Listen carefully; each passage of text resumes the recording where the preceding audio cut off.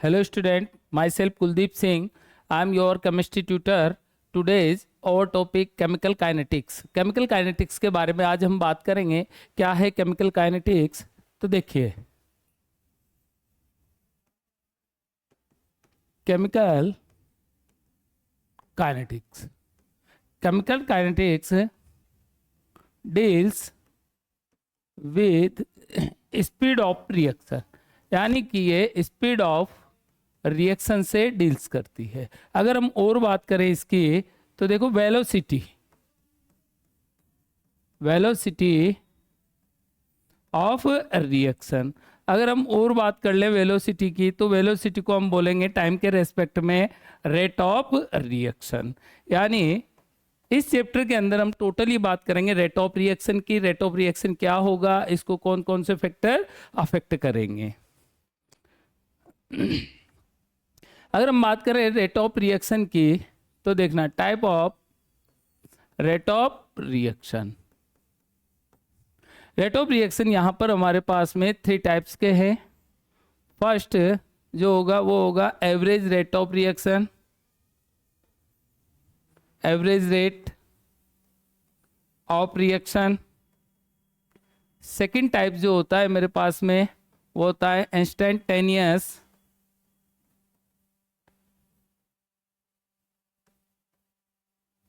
Rate. और finally जो third होता है वो होता है इनिशियल रेट.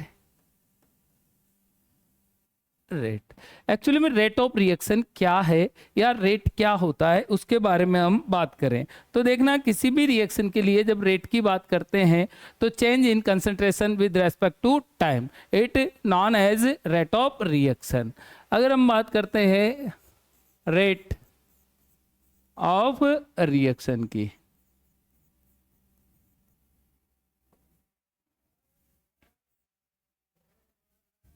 तो देखना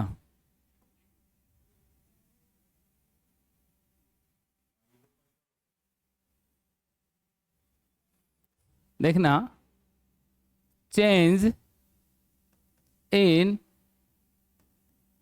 concentration of reactant and product with respect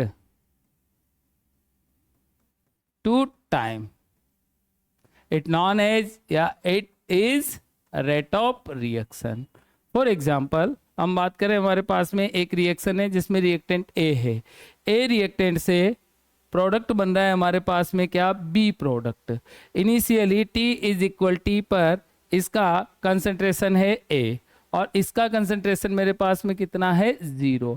after T time यानी टी इज इक्वल टी पर एक में से कुछ डिसएसोसिएट हो गया फॉर एग्जांपल एक्स तो फॉर्मेशन बी का हुआ कितना एक्स. तब अगर मैं प्रोडक्ट के रेस्पेक्ट में निकालूं या रिएक्टेंट के रेस्पेक्ट में तो देखो for reactant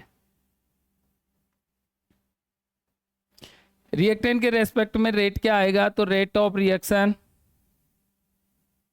is equal change in concentration of reactant. और रिएक्टेंट की कंसंट्रेशन में चेंज कितना हुआ है तो देखना final concentration minus initial concentration upon taken time.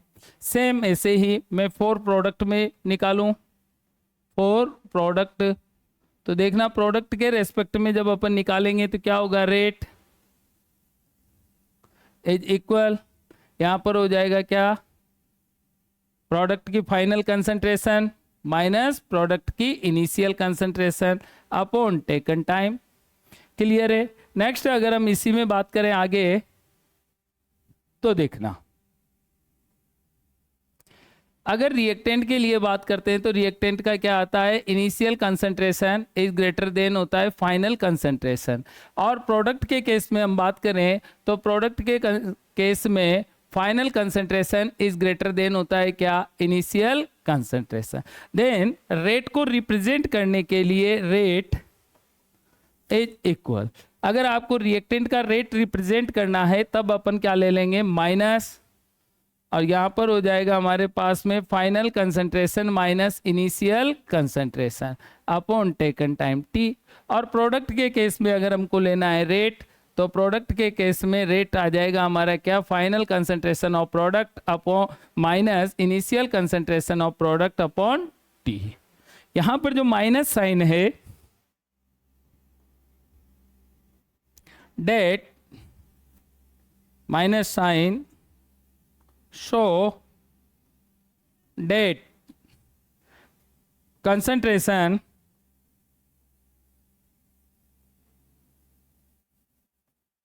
of reactant is decrease। Concentration of reactant क्या हो रही है, यहाँ पर डिक्रीज हो रही है। जबकि अगर हम प्रोडक्ट के केस में बात करें तो यहाँ पर जो पॉजिटिव साइन है ये कंसंट्रेशन इंक्रीज को शो करेगा। क्लियर है। नेक्स्ट अब हम बात करते हैं, हमने लास्ट अभी देखा था type of rate of reaction. एक था हमारे पास में एवरेज रेट, दूसरा था इंस्टेंटेनियस रेट, और थर्ड था मेरे पास में कौन सा, इनिशियल रेट। इसके केस में अगर मैं बात करूंगा तो देखो, सबसे पहले एवरेज रेट की हम बात करें।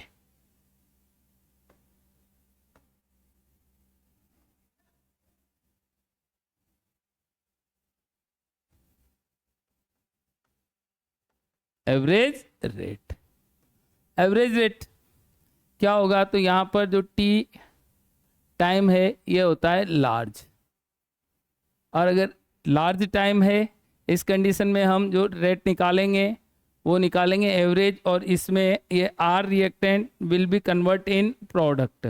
तब यहाँ पर हमारे पास में जो ग्राफ आएगा वो ग्राफ कुछ इस तरह से आएगा। क्लियर है। अगर मैं बात करूँ इंस्टेंटेनियस पे,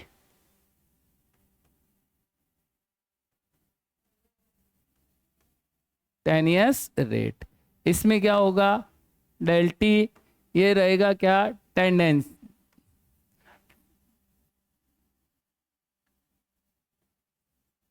टेंजिंग जीरो के, यानी कि बहुत कम या बहुत ही छोटा, या टी बहुत स्मॉल रहेगा, स्मॉल। क्लियर है। इस कंडीशन में जब मैं रेट निकालूंगा तो यहां पर मेरे पास में रेट ये आ जाएगा क्या, D C upon D T. Clear है। अगर यहाँ पर जब अपन रेट निकालेंगे तो यहाँ पर मेरे पास में रेट होगा क्या, डेल सी, यानी कि change in concentration upon del T taken time, right है। और अगर इनिशियल रेट की हम बात करेंगे तो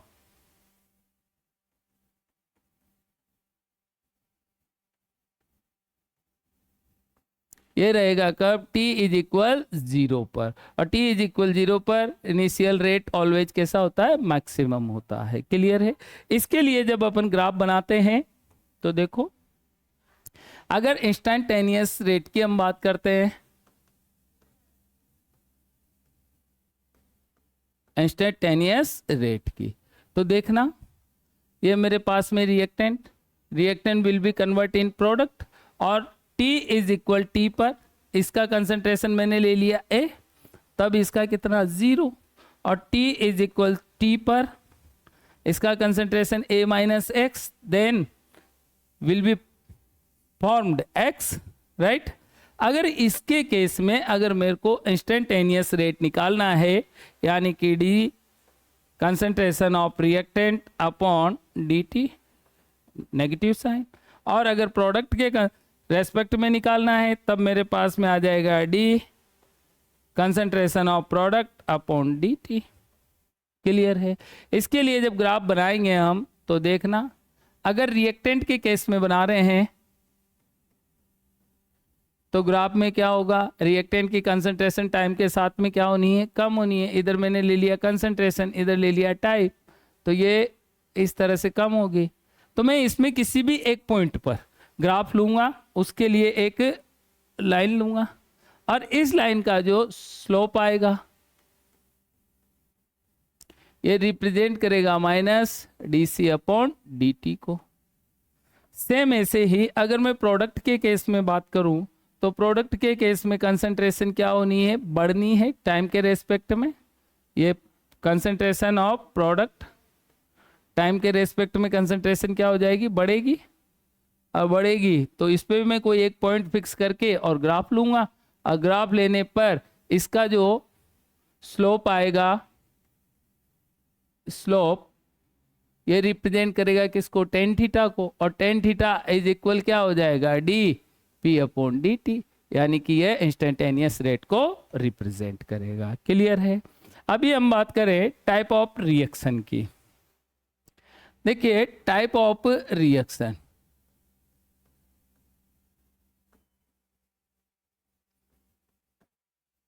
टाइप ऑफ रिएक्शन में अगर हम सबसे पहले लें तो सबसे फर्स्ट होती है फास्ट रिएक्शन।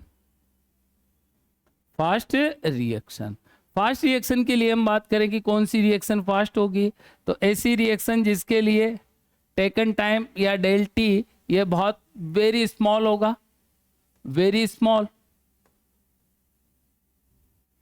और रेट ऑफ रिएक्शन ये क्या होगा, वेरी हाई होगा।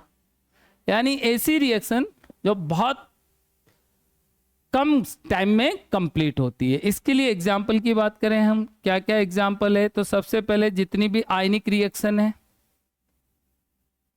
सभी आयनिक रिएक्शन क्या होगी, फास्ट रिएक्शन होगी। क्लियर है। सेकंड, जिन रिएक्शन में पीपीटी का फॉर्मेशन होगा वो भी सब कैसी होगी, वो सब रिएक्शन भी हमारी होगी कैसी, फास्ट है। अगर यहाँ पर एक और सेकंड टाइप रिएक्शन की हम बात कर लें तो सेकंड टाइप रिएक्शन होती है कौन सी, स्लो रिएक्शन।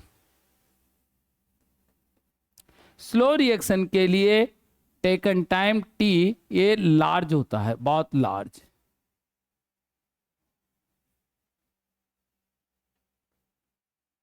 लार्ज, और इसके लिए रेट ये होगा वेरी स्मॉल, वेरी स्मॉल। इसके एग्जाम्पल की बात करें हम तो rusting of iron,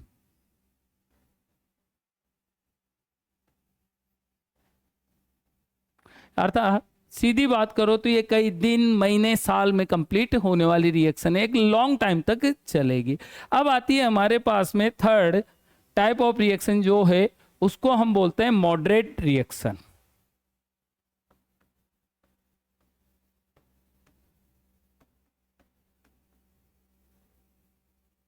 moderate reaction में क्या होता है, टाइम टेकन टाइम जो होता है उसमें रेट ऑफ रिएक्शन मेजरेबल होता है, यानी इसे हम क्या कर सकते हैं, मेजर कर सकते हैं। क्लियर है।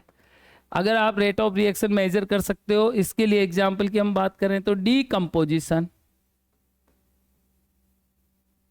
डीकंपोजिशन ऑफ H2O2,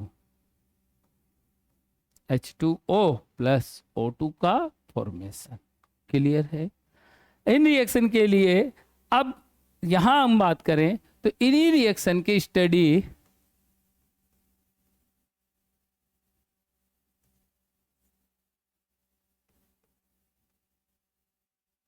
ये केमिकल काइनेटिक्स में की जाती है। क्लियर है। मॉडरेट रिएक्शन के बाद में नेक्स्ट आता है रेट ऑफ रिएक्शन का relation, relation between rate of reaction and various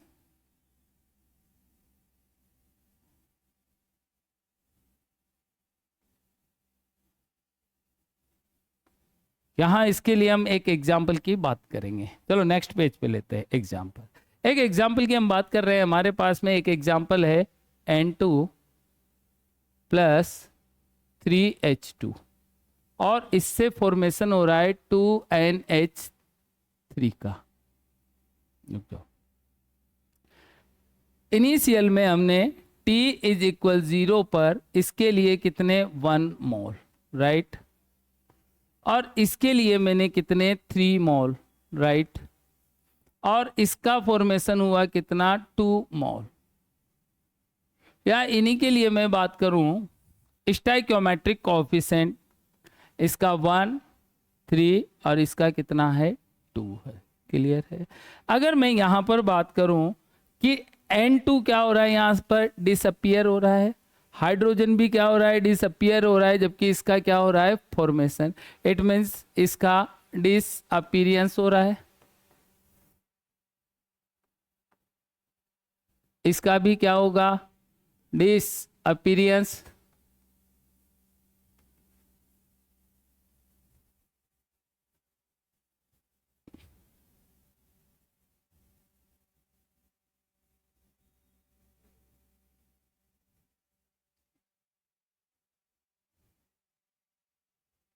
और इसका क्या हो रहा है यहाँ पर फॉर्मेशन। अगर इसका 1 मोल है, इसमें से डिसअपियरेंस हो रहा है कितना x, तो इसके 3 मोल में से कितना डिसअपियरेंस होगा 3x, तो इसका फॉर्मेशन कितना होगा 2x। जब इसका पूरा 1 होगा तो इसका 3 और इसका कितना फॉर्मेशन हो जाएगा 2 मोल्स। इस कंडीशन में अगर मैं इसके लिए लिखूं कि disappearance rate of N2 upon dt is equal disappearance rate of hydrogen H2 upon dt by कितना चला जाना है 3, क्योंकि तीनों को इक्वल करूंगा। सेम ऐसे ही formation rate of NH3 upon dt divide by 2। Same second example की हम बात करें, सपोज सोचिए कि हमने x स्मॉल a लिया और इससे फॉर्मेशन हुआ y मॉल b का, तो इसके लिए अगर मैं रेट निकालूंगा तो क्या आएगा, rate is equal minus D A upon D T upon क्या x is equal plus D B upon D T और अपॉन क्या y। इट मीन्स हम इनको जब डिवाइड करेंगे तो डिवाइड किससे करना है हमको, स्टोइकियोमेट्रिक कोएफिशिएंट। आई थिंक यहाँ तक आपको अच्छे से समझ में आया होगा। All the best.